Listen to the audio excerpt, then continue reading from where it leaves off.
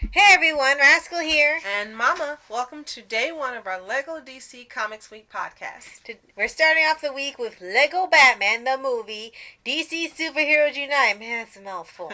And when Bruce Wayne wins the Man of the Year award instead of Lex Luthor or the Joker, the two of them join forces to steal the award along with all the money and gems in Gotham. Now, Batman must call the Justice League to defeat them, or as the new Teen Titans Go Beast Boy says, steals all the monies. Yeah, the monies. So this was actually part of a video game of the same name, and a majority of the movie is cutscenes, but they still made new animations in between instead of like the segment where it would go to black and you would play the game. So if you see any like black bars in the movie, it's supposed to go from into the gameplay and out of, and they made new animation to go in between and actually have a full movie.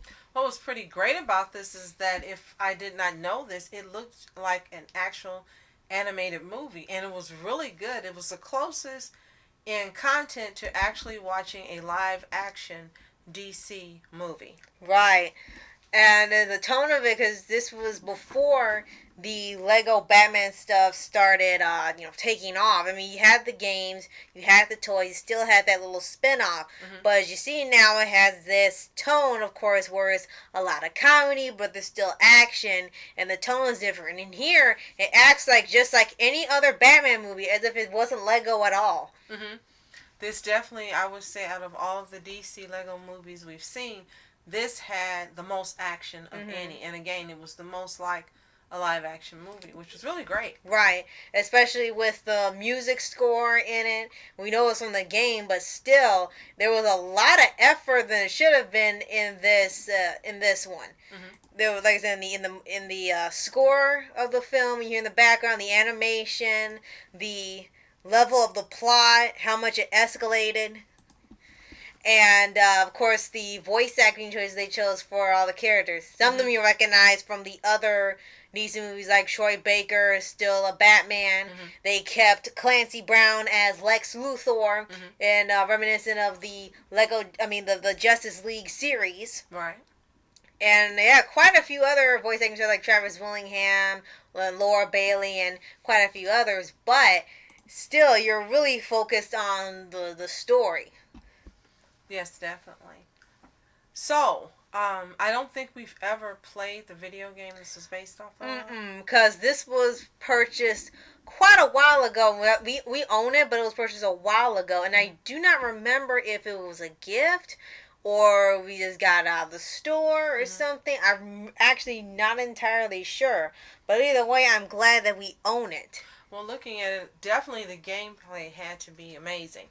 Because being able to put all of those clips from the game and make a movie. Right. First, it was just a brilliant marketing strategy. It was a brilliant idea. And I know that the studio had to save a ton of money by doing this. Right. But again, just the quality of the animation and how much they put into it. And this was for a game. Yeah. So. Yeah, that's what I said. Like I said, there was way more effort in this than there should have been. I mean, especially for Lego, like I said, this is like a little bit before they had the Lego movie. This is before they had Lego themed everything and became a huge marketing thing. Yeah, this was like just something extra. Right? Yeah, but like a year before the Lego movie came out, and then everyone was Lego Mania.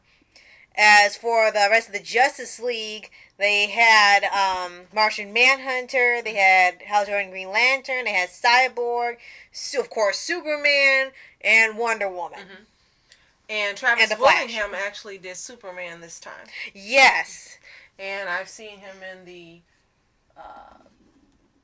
Terminator movie that had Christian Bale. And I know he's been in the Avatar movie, the blue Avatar, not the crappy Avatar, The Last Airbender destroyed by M. Night Shyamalan. Right. So I know who he is, and we've actually heard him do a little bit of voice acting in some other animated movies as well. Right. They also have Rob Paulson kind of had like a short role as the Riddler, which was hilarious.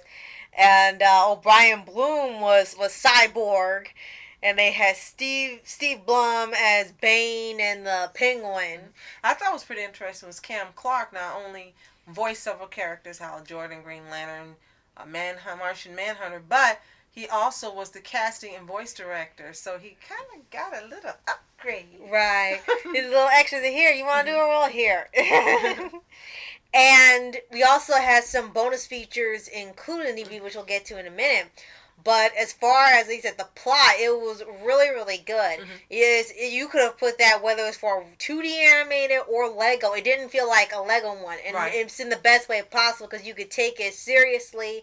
It was really fun. It still had a little bit of silliness with Robin. Right. Because he acted more playful in here. But he wasn't mindless like in the other Batman movie, Poor Robin in the Batman movie. Where he's like, ah, la, la, la, la, la. Right. So, no, he was just a little more lighthearted because Batman was so dead serious. Right. And, of course, and they had him work off of a Superman who was always... and they kept playing in the background. Yes, they had all of the things. They had the Wonder Woman thing, the Superman thing, Wonder Woman from the TV series from the 70s. Right. And the Batman theme from the Dark Knight. Right. Yeah. Yeah, so it was pretty cool. You had to hear all the themes. Right. And it's really great when they do all those little shout-outs in it like they still do now for the Lego movies.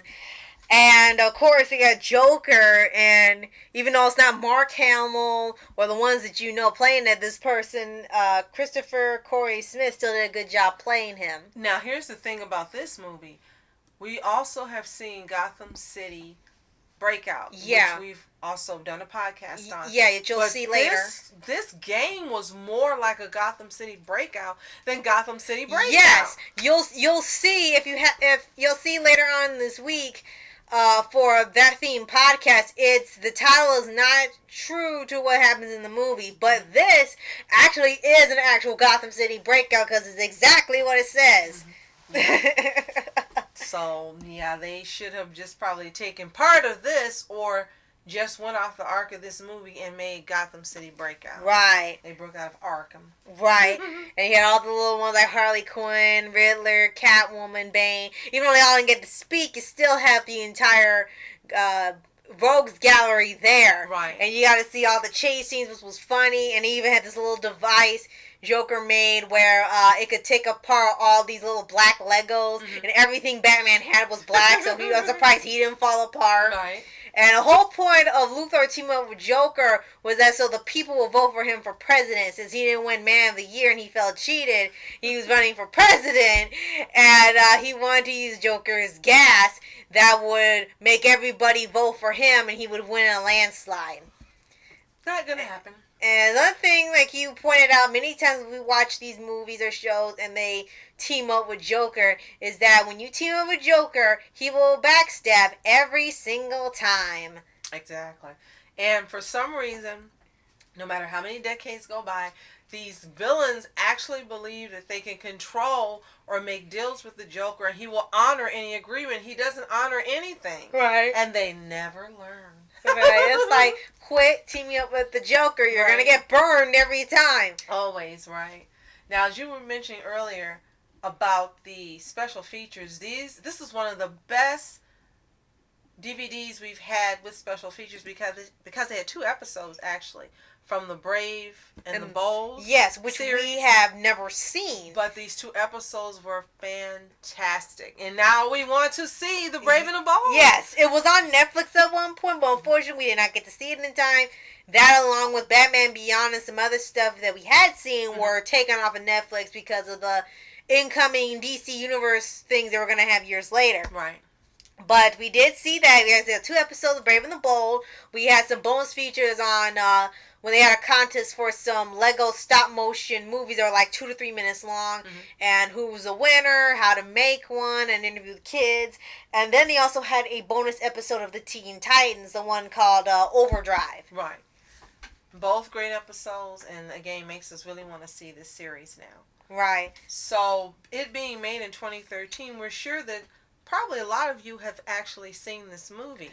So if you have seen it, let us know how well you loved it in the comments below.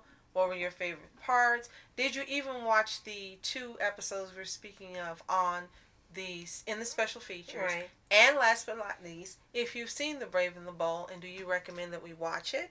Yes. Or buy it?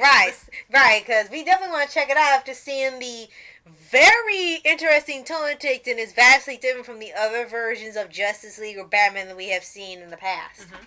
One thing I really wanted to say that was really different is hearing Laura Bailey instead of Tara Strong doing Harley Quinn. Right. Because you're so used to hearing Tara Strong. Right. And when you heard it, you were like, that's not Tara Strong. That's right. She did a great job, but there's just, she's become so synonymous with that character. Now, yeah. Voicing it that you automatically think Tara Strong. Right. And as you said, same with the Joker. You're so used to Mark Hamill.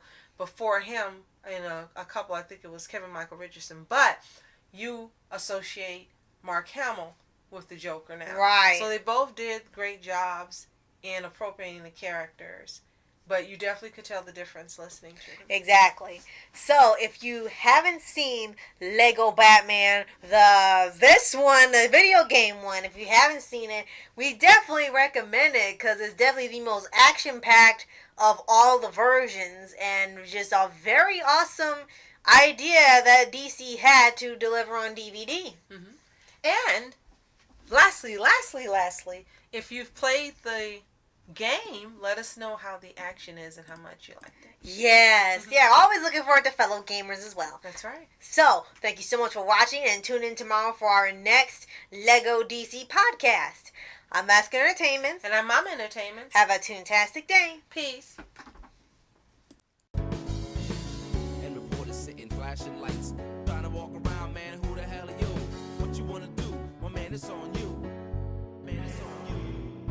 Met her in my dreams, she was my queen. A castle in the mountaintops, rivers and streams. Plucking sunlight from the sky in my pocket, give it to you later on in the form of a locket.